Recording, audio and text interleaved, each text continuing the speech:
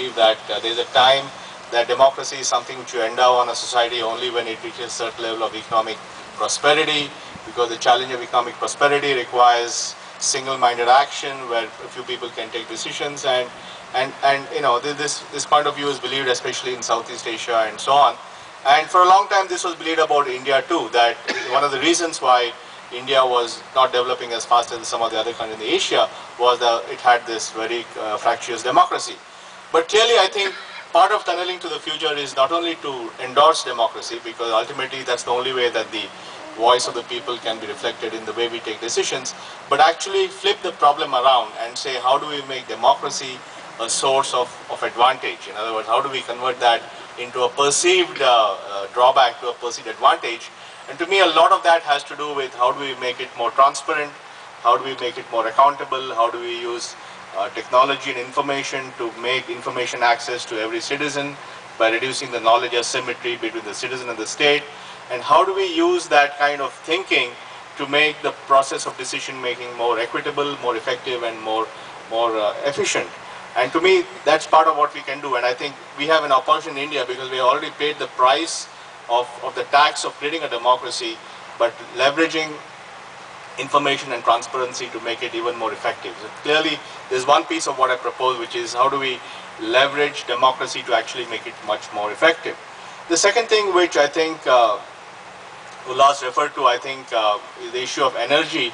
I think I'll just take off from what he was talking about in terms of some numbers just to put the perspective.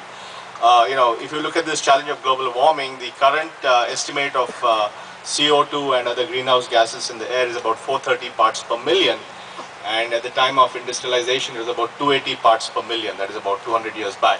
In fact, the CO2 or greenhouse gas equivalent has gone up by 150 parts per million in the last 200 years. And at the current rate of gas generation, we are adding to it at the rates of 3 parts per million. So that's the annual incremental thing. And you know, some of these studies that Ullas was mentioning, that IPCC and others, basically say that the world really cannot go beyond 500 to 550 parts per million, at which point the consequences will be uncontrollable in terms of all the effects of climate change, temperature change, seas rising, you know, floods, droughts, all that stuff.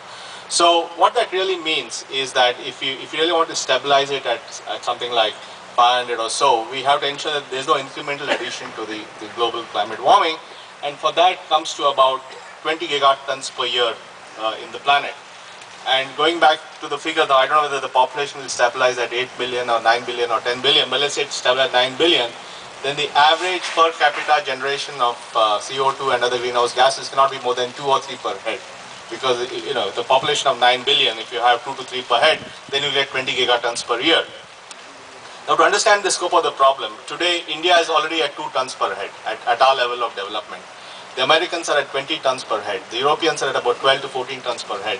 China is at about 4 tons per head. In other words, we have to bring the world average down to about 2.5 tons per head, which means that in effect India has to stabilize at the same level it is today with what is going to be much higher level of incomes.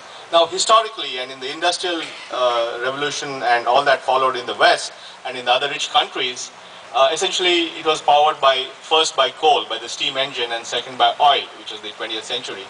And in general, the relationship between per capita income growth and per capita energy consumption was linear. In other words, you double your income, you double your energy consumption, and inevitably 99% of that linear energy consumption was hydrocarbon based.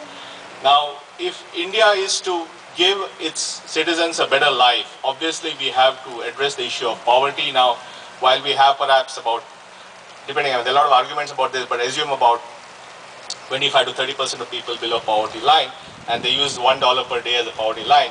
The reality is that between $1 to $2 is another 25 to 50%. So if you cluster around that, maybe half the population is really either below the poverty line or just above that. And therefore, if you really want to give all our people a better life, clearly there is going to be a huge amount of income improvement in all that. And unfortunately for us, we have to find a way to drive that better income and better lifestyle without creating the same challenge of linear consumption of energy. In other words, if India is to grow, let's say, at double its per capita income every 10 years, then it would, in 40 years, by 2050, it would be at 16 times today's income.